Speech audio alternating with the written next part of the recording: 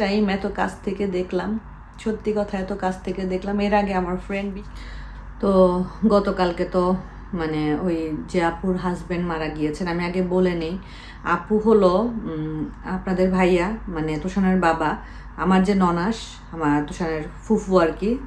আমার ননাস তো সবার বড়, ওদের 3 ভাই বোন, মানে আপনাদের ভাইয়ারা 3 ভাই বোন, তার মধ্যে আমার ননাস সবার বড়। তো আপু,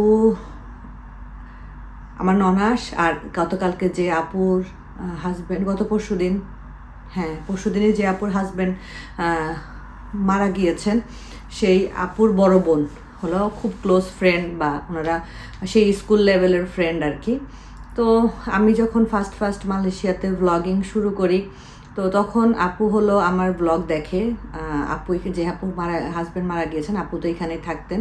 ভাইয়া এখানে 32 বছর ধরে ছিলেন, আর আপু 14 বছর ওনার সংসার জীবন এখানেই শুরু করেছেন। এখানে শুরু করেন ওনার সংসার জীবন 25 বছরের। আপু 14 বছর ধরে মালয়েশিয়াতে থাকেন, আর বাকি সময়টা আপু দেশেই ছিলেন। আপুর বড় ছেলেটা এখন 16 বছর, 2 বছরের নিয়ে মালয়েশিয়ায় এসেছিল আপু। আর ছোট ছেলেটা 13 বছর, ছোট ছেলেটা মালয়েশিয়াতেই হয়েছে আপুর। আর আপু একটা জব করেন, ভাইয়াও ভালো একটা বিজনেস করতেন। তো হঠাৎ করে এরকম আমার ব্লগ দেখতে দেখতে আপু হলো তোষানকে দেখে, তারপরে আপনাদের ভাইয়াকে দেখে আপুর মনে হয় যে আল্লাহ, এটা চেনা চেনা মনে হচ্ছে, মানে আপনাদের ভাইয়াকে ছোটবেলায় দেখেছে, কারণ আপু আমার শ্বশুর বাড়িতে গিয়েছে তার বোনের সঙ্গে, যেহেতু আপুর বড় বোন আর আমার ননাস ফ্রেন্ড ছিল। তা আমার শ্বশুর বাড়িতে গিয়েছে, ওইখানে তোষানের বাবাকে দেখেছে। তোষানের বাবা তখন ছোট ছিল, তো তখন মনে হয়েছে যে একটু নক করে দেখি। তো আপু আমাকে নক করছে, তারপরে জিজ্ঞেস করছে, তারপরে তোষানের বাবার নাম বলছে, ওর নাম কি তুহিন? আমি বলছি হ্যাঁ আপু। তারপর ওইভাবে করে আপুদের সাথে আমাদের ফার্স্ট দেখা হয় মারদেকা স্কোয়ারে। আপুরা ওইখানে আসছিল, আমরাও গিয়েছিলাম। তখন আমি মাত্র তাবিবকে কনসিভ করেছি। খুব বেশি হলে মানে আমার ফ্যামিলির বাইরে ইউটিউবিং ভিডিও যারা দেখেন তাদের মধ্যে যদি আমি কাউকে ফার্স্ট বলে থাকি, সেটাই ছিল আপু। এই আপুর নাম হলো তানি, আমরা তানি বলেই ডাকি, তানি আপু বা তানিয়া আপু বলে অনেকে। তো আপুর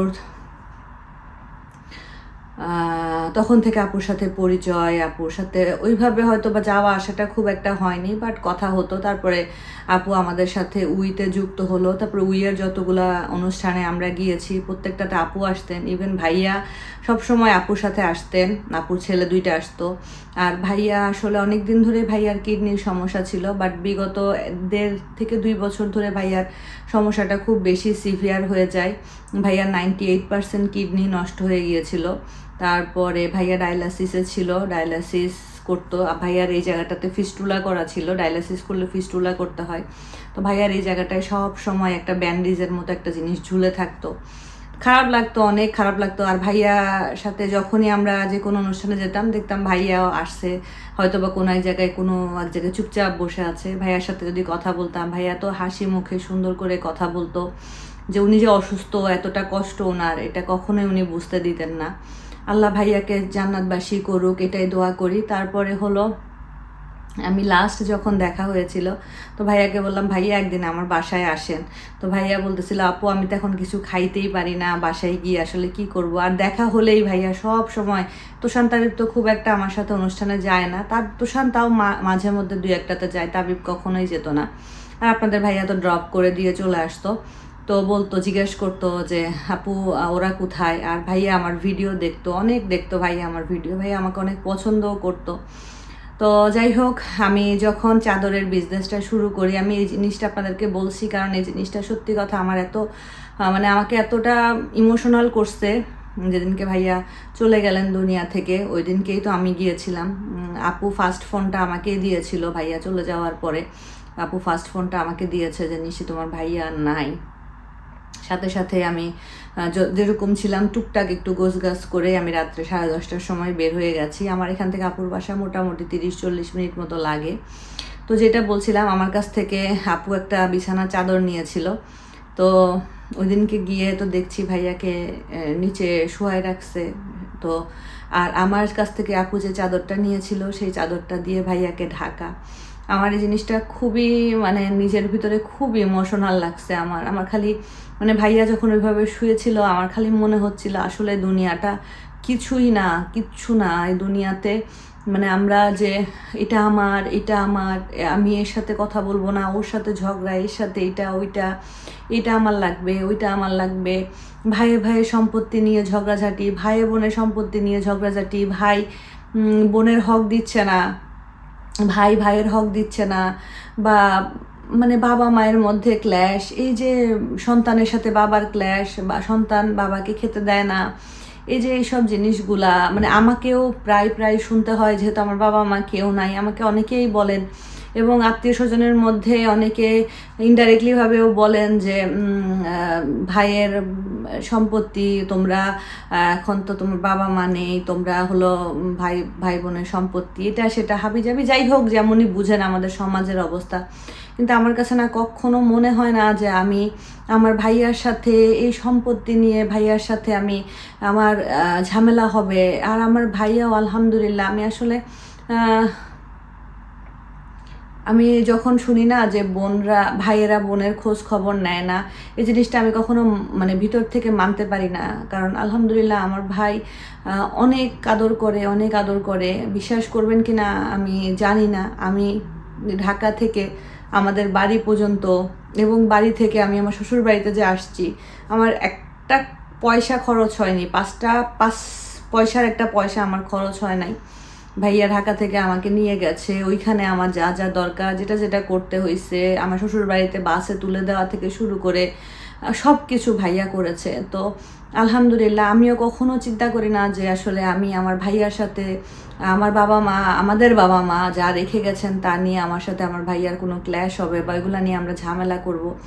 আমিও কখনো চিন্তা করি না, আমি জানি আমার ভাইও কখনো এই জিনিসটা চিন্তা করে না। তো যাই হোক, যেটা বলছিলাম কোথা থেকে কোথায় চলে গেছি। তো এই আর কি অবস্থা। তারপরে দেখলাম যে ভাইয়াকে ওইভাবে ওরকম চাদর দিয়ে ঢেকে রাখছে। তো এখানে যেহেতু আমরা ফরেনার, তো ফরেনারদেরকে তো আসলে, আর ভাইয়া যেহেতু বাসায় মারা গেছেন, আসলে ভাইয়ার মারা যাওয়ার ঘটনাটা বলি। ভাইয়া বিগত কদিন ধরে খুবই অসুস্থ ছিলেন। যেদিনকে ভাইয়া চলে গেলেন ওদিন সকালেও আপু 2 মাসের মেডিসিন কিনে নিয়ে আসছে। আর আপনারা যারা মালয়েশিয়াতে আছেন সবাই জানবেন মালয়েশিয়াতে চিকিৎসা অনেক এক্সপেন্সিভ। ভাইয়া বিজনেস করেছে, আলহামদুলিল্লাহ তার ভালো একটা ইনকাম ছিল, কিন্তু বিগত 2 বছর ধরে তো ভাইয়া আসলে তেমন কিছুই করতে পারছিলেন না। যা পুঁজি ছিল, আপু জব করতো, আপুরও যা ছিল সব কিছু দিয়ে ভাইয়ার চিকিৎসা আপু করেছেন। এবং আপু খুব মানে কি বলবো, মানে অনেক অনেক অনেক অনেক কষ্ট করেছে আসলে। কিন্তু আপুকে দেখলে আমরা কখনোই বুঝতাম না যে আপু আসলে এত সমস্যার মধ্যে দিয়ে যাচ্ছে বা আছে। সব সময় হাসি খুশি, সব সময় একদম প্রাণোচ্ছল একটা মানুষ।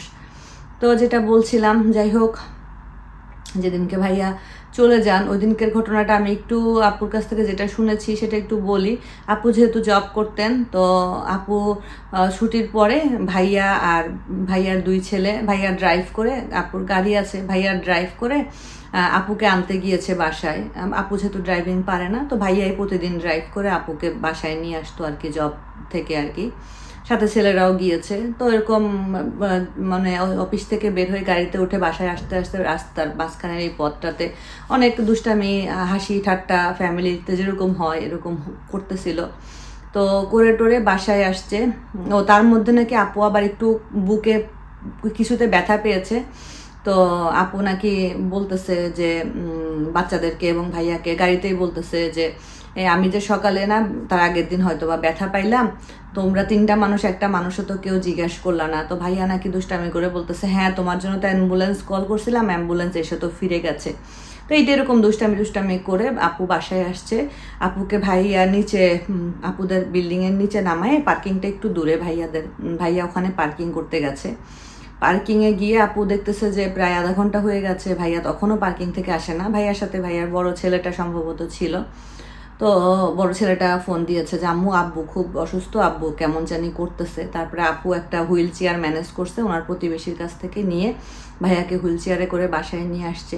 নিয়ে আসার পরে ভাইয়া এরকম মানে অস্থির করতেছে, বলতেছে আমার গরম লাগতেছে, হাত পা ছেড়ে দিছে, চোখ টোক উল্টাই ফেলছে। আসলে ভাইয়া স্ট্রোক করেছিলেন। আর মৃত্যু যন্ত্রণা আমাদের সবাইকে সহ্য করতে হবে। আমরা যেহেতু মুসলিম, এটা আমরা বিশ্বাস করি। আমাদের প্রিয় নবী হজরত মুহাম্মদ সাল্লাল্লাহু সাল্লাম, উনি এত বড় মহামানব, উনি মৃত্যু যন্ত্রণা সহ্য করেছেন। আর সেখানে আমরা তো আসলে কিছুই না, আল্লাহর খুবই নগণ্য বান্দা আমরা। আর উনি ছিলেন আল্লাহর হাবিবি, আল্লাহর বন্ধু যেটাকে বলে। তো যাই হোক, ওরকম করতে করতে আপু অ্যাম্বুলেন্স কল করছে। দেখেন ভাইয়া কিন্তু দুষ্টামি করতেছিল আপুর জন্য, যে তোমার জন্য অ্যাম্বুলেন্স কল করছিলাম, অ্যাম্বুলেন্স ফিরে গেছে।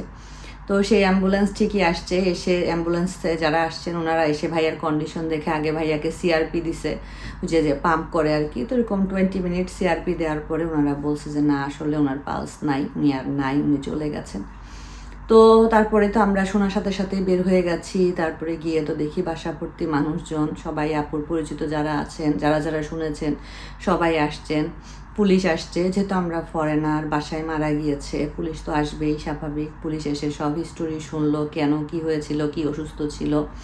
তারপরে পুলিশ ভাইয়া মারা যাওয়ার 2 থেকে আড়াই ঘন্টার মধ্যে পুলিশের লোকরা এসে ভাইয়ার বডি নিয়ে হসপিটালে নিয়ে চলে গেছে। ওইখানে হলো ভাইয়াকে ফ্রিজারে রাখা হয়েছে, যেহেতু গতকালকে আর আজকে মানে শনি আর রবি, আজকে তো রবিবার, শনি আর রবি 2 দিন বাংলাদেশ অ্যাম্বাসি মানে মালয়েশিয়া থেকে যা রুলস রেগুলেশন করার যা যা ফর্মালিটিস, সেগুলো গতকালকে আলহামদুলিল্লাহ কমপ্লিট হয়ে গেছে। আর যেহেতু অ্যাম্বাসি বন্ধ, বাংলাদেশ অ্যাম্বাসির ছাড়পত্র বা কাগজপত্র ছাড়া তো বডি দেশে পাঠানো যাবে না। তো কালকে সকালে অ্যাম্বাসি খুললে, এই ফর্মালিটিসগুলো শেষ হলে সম্ভবত কালকে না হলে পরশুদিন ইনশাল্লাহ ভাইয়াকে বাংলাদেশে পাঠিয়ে দেওয়া হবে। একটা মানুষ 32টা বছর এই দেশে ছিল।